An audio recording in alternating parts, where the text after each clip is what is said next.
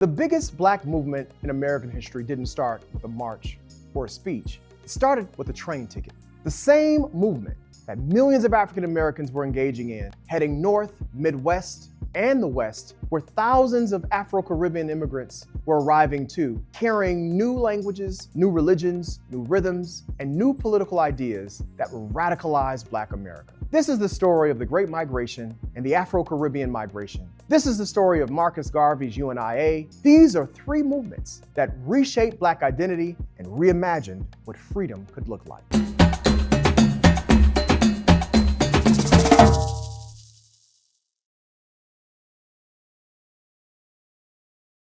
This episode covers the largest internal migration in U.S. history, a major international Black migration, and the rise of the most influential Pan-African movement of the early 20th century. Why millions of African Americans left the South, push-pull factors as we call them, how Afro-Caribbean migrants transformed Black American communities, how Marcus Garvey and the UNIA built a global movement for Black unity, Black pride, and liberation. By the end, you'll be able to explain how these movements reshaped identity, reshaped community, and further pushed political thought across the African diaspora. First, let's explore the Great Migration. From the 1910s to the 1970s, 6 million African Americans left the South, not only for northern cities like Chicago and New York, but also for Pittsburgh, Detroit, Cleveland, Los Angeles, Oakland, and Seattle. Why did they go? Well, some of the push factors included the boll weevils destroying crops, floods that ruined soil, and lynching, racial violence, and Jim Crow terror. The pull factors were factory jobs in the North during World War I and World War II that offered higher wages and a chance for safety and dignity.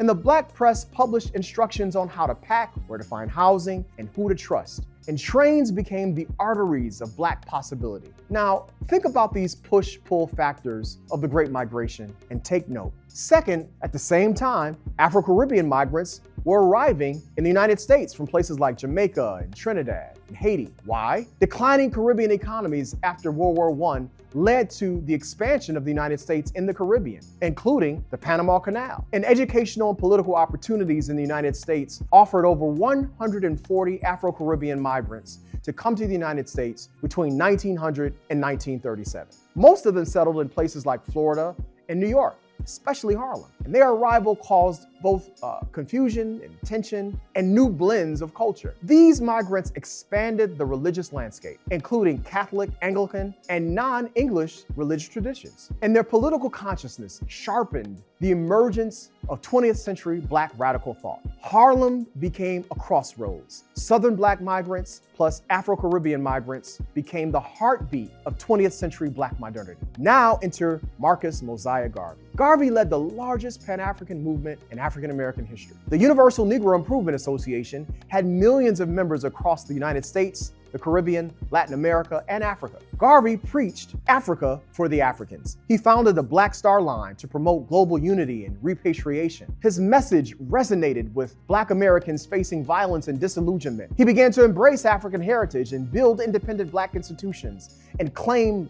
Black political identity and destiny. His vision of liberation across the African diaspora set the blueprint for later Black nationalist movements. And the UNIA's red, black, and green flag is still a global symbol of Black freedom, and that came from this moment. Remember this for the exam. Garvey's message of Pan-Africanism was global and future-shaping. It was also rooted in a steep and deep message in religious autonomy. Picture a letter in The Messenger in the 1920s, autonomous, urgent, almost trembling off the page. Leave the South, it says. Your life may depend on it. That's the push. Now see Jacob Lawrence's Migration artistic series explode in color, flat shapes and deep browns, sharp angles of the movement. In panel number 1, the train station becomes a crossroads, a portal. Lawrence paints the Great Migration as both memory and prophecy, continuity and change in every stroke. Shift the frame to the Great Migration map. Arrows running north, the Midwest, and the West. It wasn't just a relocation, it was a reorientation of Black life in America. Then hear the voice of Wilfred A. Domingo in 1924, wrestling with debates around West Indian migration. He captures that complexity, the hope, the tension, the new ideas, and the new frictions. Finally, walk with Marcus Garvey in his speeches, booming at the UNIA convention. His presence commanding behind the desk, his parades rolling down the Harlem streets. That's the political migration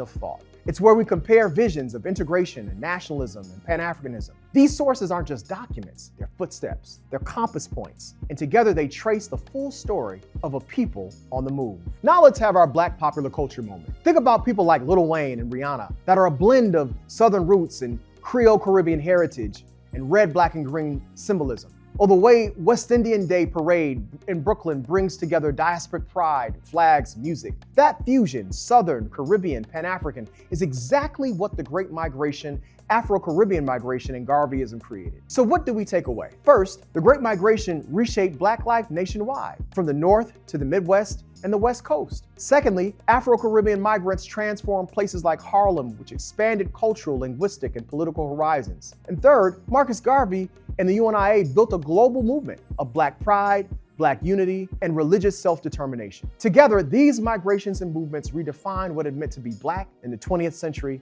and set the stage for political and cultural shifts and revolutions to come. All of these journeys, whether it's by train, by ship, by imagination, remind us that Black history is a history of movement. It's a history of ascent, of vision, of unstoppable creativity. I'm Dr. Kamasi Hill, and this has been A Griot's History. Until next time, keep learning, keep questioning, and keep the story alive.